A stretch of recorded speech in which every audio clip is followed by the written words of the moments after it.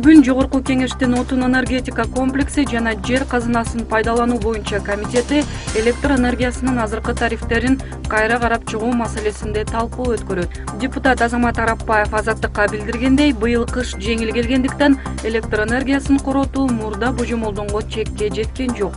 Өткөн жылы суткасына 72 миллион киловатт-саат энергия коротулса, быйыл ал көрсөткүч 54 миллион киловатт-сааттын тегерегинде болду. Казакстандан 1 миллиард киловатт-саат электр энергиясын алуу боюнча келишимге кол койгонбуз.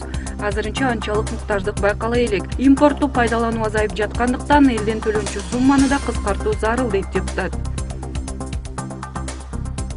2015-2016 окуу жылдарында кыргызстандык студенттер үчүн Орусия 444 бюджеттик орун бөлөт. Бул тууралуу бүгүн Билим берүү министрлигинен маалымдашты.